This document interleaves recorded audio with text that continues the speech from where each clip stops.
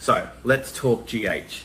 It's April 6th, 2026, and things are honestly just a lot. I'm sitting here trying to process these spoilers and my brain is literally short-circuiting because the writers are choosing chaos this week. Like absolute, unadulterated madness. You know how it is in Port Charles, right? One day you're getting coffee at Metro Court and the next you're involved in a high-stakes shooting or a fake identity crisis. Standard Tuesday. The love quadrangle that literally no one asked for. Okay, first off, we gotta talk about Isaiah. I'm sorry, but is this man okay?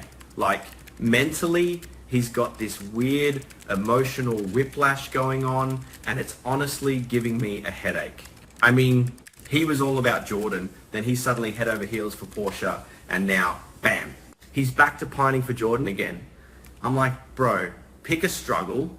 I've been watching this whole Isaiah, Curtis, Jordan, and Portia situation, and it is just messy. Capital M, messy. It's like they're all stuck in this revolving door of attraction and they can't find the exit. I keep looking at these four and thinking, where are the boundaries? There are no boundaries. It's like they're all just vibrating on the same weird frequency where they keep pulling each other back in. It's not even a triangle anymore. It's like a dodecahedron of confusion. And Isaiah, he's worried now. Yeah, sure. He's losing his mind because Jordan is out there being a total badass or totally reckless, depending on how you look at it, around Sidwell. Honestly, it's kind of a classic soap trope, isn't it? The whole, I didn't know what I had until she might get blown up by a drug lord vibe. Very educational if you want to learn how not to handle your exes. If you're still checking your ex's Instagram, or in this case, checking to see if they've been murdered by a crime boss, you'll need to move on. But Isaiah can't. He's low-key obsessed. I think he's terrified that Jordan's luck is going to run out with Sidwell. And honestly, he might be right for once. Sidwell isn't some chump you play games with.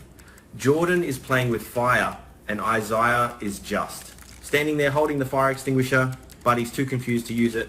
It's just, weird energy all around. Dante, Rocco, and the gunshot. That's going to ruin everything. Now, let's pivot to the Falconeri household because Dante is about to pop a blood vessel. I'm telling you, the man is straight up fuming. He knows something is off. You can't hide stuff from a cop, especially when that cop is your dad and he's got that "I'm disappointed in you" look permanently etched on his face. So Rocco, our little Rocco, has been acting, let's call it, sketchy as heck. He's got this bandage on his hand, right? And Dante is looking at it like it's a smoking gun, which, spoiler alert, it basically is. Dante thinks it's just some schoolyard scrap. Maybe a bully got a lucky hit or something, but we know the truth. Little man literally shot Cullum. Like, he pulled the trigger. I can't even wrap my head around it. A kid in Port Charles. Okay, actually, kids in Port Charles do wild stuff all the time, but shooting Cullum, that's a whole new level of you're grounded until you're 30. And then there's Lulu. Oh, Lulu. My heart breaks for her, but also, girl, what are you doing? She's standing there, looking at Dante, looking at Rocco, and she's got the truth right on the tip of her tongue. You can see it in her eyes. She wants to scream it out, but she's scared. And honestly, I get it. She knows Dante. Dante is the law. If he finds out his son is a literal shooter, he's going to have a moral crisis that'll last 3 seasons. She's terrified he'll put Rocco in the back of a squad car himself. It's that classic maternal instinct versus the truth. It's a great lesson in how secrets they ferment, they get gross. If she doesn't tell him soon, it's going to blow up in a way that destroys the whole family. Dante's anger is already at a 9, and when it hits 10, it's going to be lights out for the happy family vibes. It's just tragic, really. ROCCO is just a kid but is carrying adult sins now. I wonder if he even sleeps at night. Probably not. Cassius, Sidwell and the Sunny Trap. Switching gears to the Cassius situation. Or should I say fake Nathan. I mean, come on. We all knew this guy was bad news, but now he's really in the deep end. Sidwell is breathing down his neck like a literal dragon. He's all like, who attacked Marco? And Cassius is just there like, he's got nothing. Absolutely zero. But Sidwell, he's a manipulator. He's basically whispering in Cassius's ear, hey, wouldn't it be convenient if it was Sunny Corinthos? And that's the play.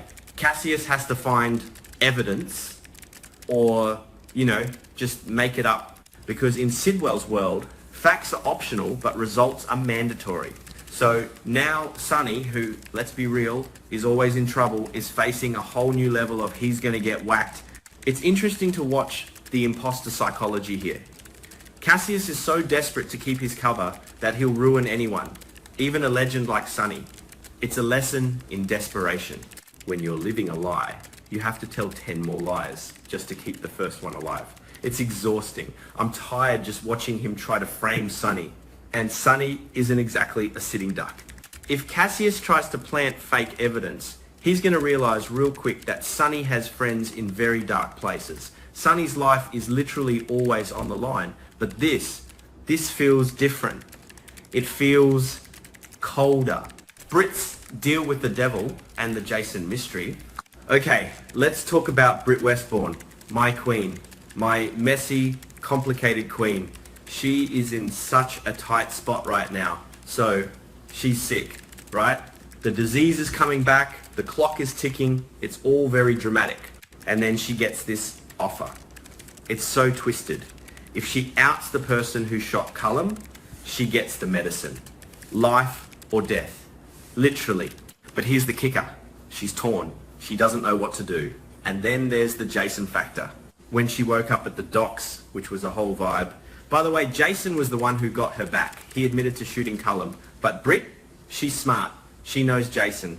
She knows he's the king of I'll take the fall for someone I love. She suspects he's lying to protect someone. Maybe Rocco, maybe someone else. She's basically demanding Cullum tell her where Jason is being held. She needs answers. It's like she's trying to solve a puzzle while her own body is failing her. It's actually a really deep look at sacrifice. Jason is sacrificing his freedom for a secret, and Brit is potentially sacrificing her life to find out the truth. I'm stressed for her. Brit needs a win, y'all. She's been through enough. And the way she's looking at Cullum, like she's gonna tear the information out of him. I love that for her. Even when she's dying, she's a fighter. But man, if she doesn't get that medicine soon, I'm going to have to write a very angry letter to the writers. Emma, Anna, and the Heartbreak. And then we have Emma. Poor Emma. She's been off screen for a minute, and now she's back just in time for absolute misery. She's going to see her Aunt Anna, and word on the street is that Anna is not doing well, like at all. It's been forever since we saw Anna Devane really on top of her game, hasn't it? She's always carrying the weight of the world on her shoulders, and now it looks like it's finally crushing her. For Emma to see her like that, it's going to be rough. It's that moment in life when you realize your superhero relatives are actually human. They bleed, they get sick, they break. It's an educational moment for Emma, but a really sad one for us viewers. I'm not ready for the tears. Honestly, I just want Anna to be a badass spy again, not whatever this bad state is. Christina and Jacinda. Wait, what? Okay, this next part. I have thoughts. A lot of thoughts. Christina and Jacinda. So, Christina is gay. We know this. We love this. But she's catching feelings for Jacinda, who is dating Michael, her brother. I mean, talk about awkward Thanksgiving dinners. Christina is trying to play it cool. She's trying to stay within the boundaries because, hello, that's her brother's girlfriend. But the tension, it's there. It's thick. You could cut it with a knife, but the real plot twist, it's not Christina who's going to cross the line. It's Jacinda. I am screaming. Imagine the drama. Michael is going to be so blindsided. He's just trying to run a business and be a good guy. And meanwhile, his girlfriend and his sister are having whatever this is. It's messy. It's problematic. It's exactly why I watch soaps. It raises a lot of questions about loyalty and identity. Christina is usually the one making mistakes, but if Jacinda is the one who pushes things, wow, I'm here for it. But also, yikes, poor Michael. The guy can't catch a break with women. It's like he's cursed. Molly and the waiting game. Finally, we got to check in on Molly. She's out of surgery, thank goodness. She's there with Cody, and they're just waiting for the doctor to tell her if she can ever have kids. The suspense is killing me. She's been through so much medical trauma lately, and this is like the final boss of her recovery. But I have a bad feeling, like the writers are going to hurt us feeling. There's some talk about this being linked to Sidwell. How? I don't know yet. Maybe the hospital is compromised. Maybe Sidwell's reach is further than we thought. If Molly gets caught in the crossfire of some mob drama while she's just trying to heal, I'm going to riot. Cody is being a good friend, or maybe more, but he can't protect her from a medical diagnosis or a hitman. It's just. Port Charles is a dangerous place to just be. You can't even have a surgery without some international criminal boss affecting your life. The value here is, well, it's about resilience. Molly is tough, but everyone has a breaking point. I hope she gets good news. But this is General Hospital. Good news is rarer than a day without a kidnapping. Final rant, because I need to vent. Honestly, looking at all this, it's a lot to take in for 1 week. The way these characters' lives are tangled up is just, it's like a bowl of spaghetti that someone dropped on the floor. You have Isaiah being a confused mess, Dante being a ticking time bomb, and Britt literally fighting for her life while Jason plays the martyr. Why do we do this to ourselves? Why do we watch these people suffer? Because it's human, that's why. Even with the crazy spy plots and the Nathan imposters, the core of it is about love, fear, and the secrets we keep to protect the people we care about. Lulu keeping Rocco's secret is a terrible idea, but it's a mother's idea. Jason taking the rap for someone is a hero's idea. It's all about these extreme versions of things we feel every day. But seriously, if Isaiah goes back to Jordan and then back to Portia one more time, I'm calling the hospital board myself to get that man some therapy. And someone gives Sonny a bulletproof vest, a new one. His current one must be worn out.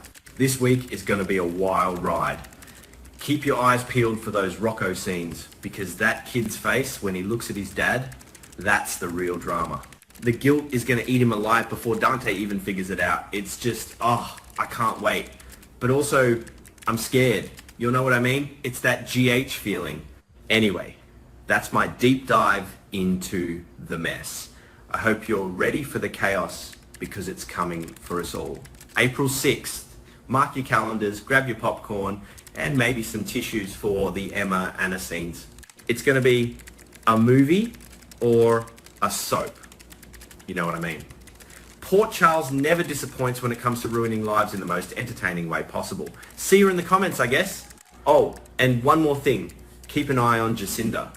I'm telling you, she's the wild card. Michael has no idea what's coming. None. Okay, I'm done now. For real, I think. Maybe. We'll see. Turn off the lights. The show's about to start.